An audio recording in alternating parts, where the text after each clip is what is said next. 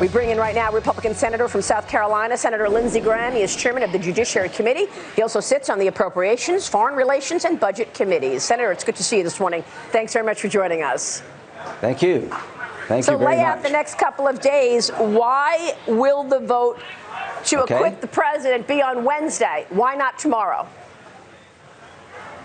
Well, Democrats have the ability to drag out the trial. There was an agreement reached to do it Wednesday at 4. Allow some Democratic candidates to go to Iowa. I think that had a lot to do with it. But we're going to turn the page on impeachment at 4 o'clock Wednesday. All Republicans will vote not guilty. I think we'll pick up a handful of Democrats. I'm glad this trial is coming to end. It's the closest I ever want to be to being in purgatory, so it's been painful. It's going to end, and we're going to turn the page and deal with the issues important to the American people. And the day of reckoning is coming for congressional and Senate oversight of Joe Biden and the FISA warrant process. All right, I want to talk about Joe Biden and the FISA process because you're in a position to really get these people down to speak. But first, let's talk a moment on impeachment. Right. This goes all the way back to when the president was first elected. And then in about a year ago, back in January of 2018, Congresswoman Tlaib, what she said, let's take a look at what she said more than a year ago. When your son looks at you and says, "Mama, look, you won," bullies don't win. And I said, "Baby, they don't, because we're going to go in there, we're going to impeach them."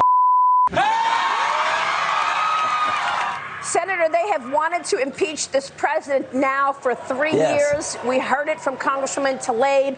This is not going to end, is it? It will only end when the American people re-elect Donald Trump in November and fire Nancy Pelosi and Tlaib from being in charge of the House. If you want to exonerate the president, American people, and you want to deter future impeachments like this, make sure President Trump gets reelected, and let's fire Nancy Pelosi. And what happened to the Nancy Pelosi that was thoughtful, prayerful, said impeachment could only be done bipartisan? Tlaib and these people took over the Democratic Party, and Chuck Schumer is having AOC breathing down his neck in terms of a Democratic primary. Chuck Schumer is scared to death to lose his job to AOC, and that's why this debacle continued in the Senate. And Schumer this morning signaling that the Democrats will not accept an acquittal as legitimate. Nancy Pelosi hinting that she's going to call Bolton in the House, John Bolton. What's the Dems' next move? And how are you going to get anything done, Senator, if you've actually got the other side constantly pushing to find out dirt on Donald Trump? Well, the president's been successful in spite of all of this. I hope we could turn the page as a nation and focus on issues important. But as Nancy Pelosi calls Bolton, here's what I would say.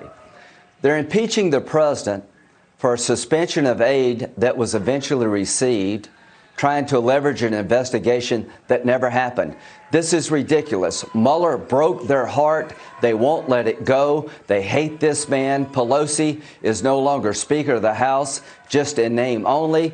I don't know if they'll ever let it go, but here's what I'm going to do. As they talk to Bolton, I'm going to bring in State Department officials and ask them, why didn't you do something about the obvious conflict of interest Joe Biden had?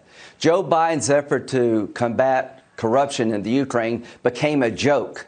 When Joe Biden got before the Ukrainian parliament talking about sweetheart deals in reforming the energy sector, I can only imagine how they were laughing under their breath. What about your son, Vice President Biden, sitting on the most corrupt board in Ukraine, Burisma, receiving $3 million? I can only imagine if a Republican had done what Biden had done. But we're going to get to the bottom of this, and I can prove beyond any doubt that Joe Biden's effort in the Ukraine to root out corruption was undercut because he let his son sit on the board of the most corrupt company in the Ukraine, and we're not going to give him a pass on that. So how you're not going to give him a pass? How are you going to get to the bottom of it? Should we expect your committee to call to testify Hunter Biden, the whistleblower, Adam Schiff, all of those names you've been talking about? Is this going to happen this upcoming week then? Right. It's going to happen in the coming weeks. Jim Risch is the chairman of the Foreign Relations Committee. Jim, if you're watching the show, I hope you are. We need to call the chief of staff to John Kerry, who was told about the conflict of interest with Hunter Biden being on Burisma's board early on. Hines, the stepson of John Kerry, was a business partner of Hunter Biden and Devin Archer, and he told the State Department, I'm not part of this deal. I don't think it's right. George Kent told the State Department it would be a conflict for Hunter Biden to be on Burisma's board. Let's start there. Let's call these people in. Eventually, we'll get to Hunter Biden. And I want to know why the Obama administration did nothing about this obvious conflict of interest. Joe Biden should have given up the Ukrainian portfolio, or Hunter Biden should be taken off the board because they ruined America's ability to effectively deal with corruption in the Ukraine by having Hunter Biden on the board of Burisma. That's just a fact, and we're going to get to the bottom of it. I mean, you even have John Kerry's stepson writing a note to John Kerry's aide saying, yes, I don't like what's going on. We have this email here that we're going to show. And he even said, I don't want to be anywhere near this Burisma situation. We are not investing here as Hunter Biden was. Well, those three people on that email are the first witnesses.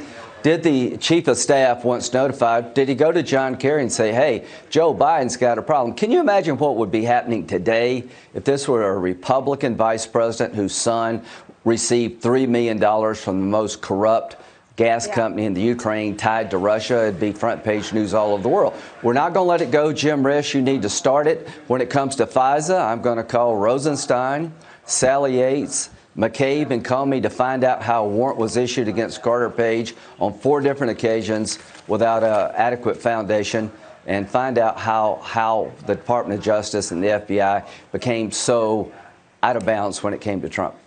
Well, what about Adam Schiff, Senator? I mean, Adam Schiff, we know, has been lying or fabricating things for at least 3 years. He told us collusion was in plain sight between President Trump and the Russians. He told us he didn't know who the whistleblower was. He read a parody, that he called it, which was not even the contents of the phone call between the president and the Ukraine leader. I mean, he's saying all of this stuff, and he's not under oath. Will you put him under oath? The House Intel Committee, the Senate Intel Committee under Richard Burr has told us that we will call the whistleblower. Why is it important? I want to find out how all this crap started. If the whistleblower is a former employee, associate of Joe Biden, I think that would be important. If the whistleblower was working with people on Schiff's staff that wanted to take Trump down a year and a half ago, I think that would be important.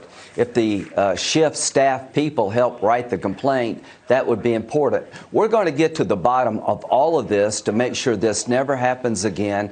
Intel, Senate Intel will deal with the whistleblower. Foreign Relations Committee will deal with Joe Biden's conflict of interest. The Judiciary Committee will deal with all things FISA.